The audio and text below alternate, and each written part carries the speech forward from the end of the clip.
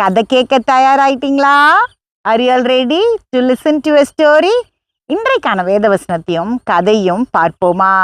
Shall we see today's Bible verse and a story? சோம்பேறித்தனம், being sluggish or lazy. சோம்பேறித்தனம் இருந்தாலே நம்ம வாழ்க்கையில வெற்றி அப்படின்றது இருக்கவே இருக்காது. If there is laziness, then there will be no success in our life. எப்போ இந்த சோம்பேறித்தனம் வரும்னா, நம்ம ஒரு காரியத்தை செய்ய முற்படும் போது அப்புறம் செய்துக்கலாம் அப்படின்னு யோசிக்கும் போது தான். When this laziness will come, when we try to do something and when we postpone it, then we are lazy. நம்ம காரியங்களை வேகமாக செய்யணும், சோம்பேறித்தனம் வறுமையை தான் கொடுக்கும்.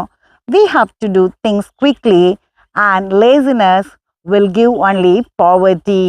வேதம் என்ன சொல்லுகிறது என்று பார்க்கலாம். Let us see what the Bible says. பிரசங்கி 10:18. மிகுந்த சோம்பலினால் மேல்மச்சு பழுதாகும், கைகளின் நெகிழ்வினாலே வீடு ஒழுக்காகும். Ecclesiastes 10:18. By much slothfulness of building decayeth, and through idleness of the hand the house droppeth through. பார்த்தீங்களா வேதம் என்ன சொல்லுதுன்னு? சோம்பேறித்தனம் இருந்தா நம்ம தங்குற இடம் கூட நமக்கு வசதியா இருக்காதான், கூரையில கூட பிரச்சனை வருமா. See what the Bible says. When we are lazy, where we stay also will not be comfortable for us. Even our roof will drop. குட்டி பையன் ராஜா துருதுருந்தான் இருப்பான், எல்லா வேலைகளையும் செய்வான். ஆனால் ஒரு காரியத்தை செய்யணும்னு முற்படும் போது அதை தள்ளி போட்டுட்டே இருப்பான். Little boy Raja use to be very active, but when he has to start something new he will postpone it.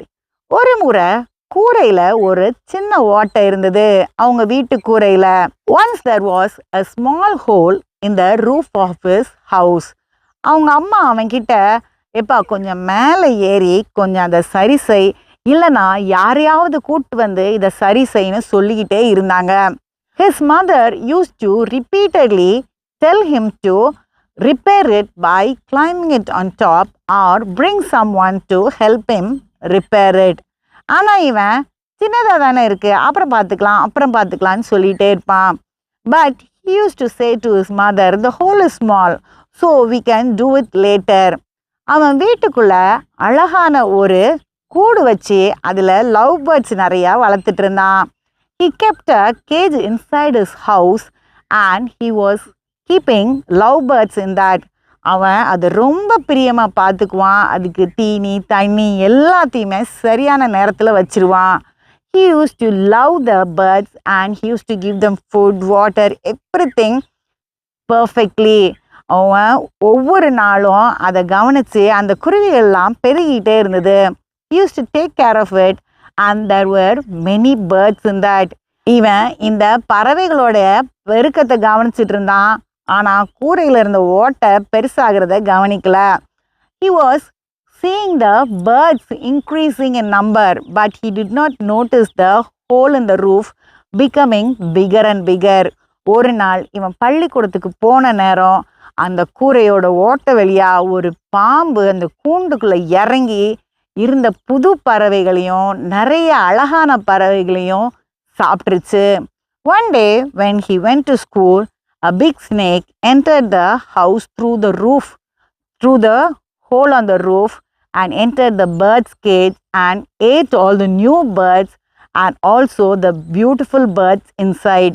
இவன் திரும்பி வந்து பார்க்கும்போது அந்த பாம்பு நல்ல வயிறு நிறைய சாப்பிட்டுட்டு கூண்டுக்குள்ளே தூங்கிட்டு இருந்தது.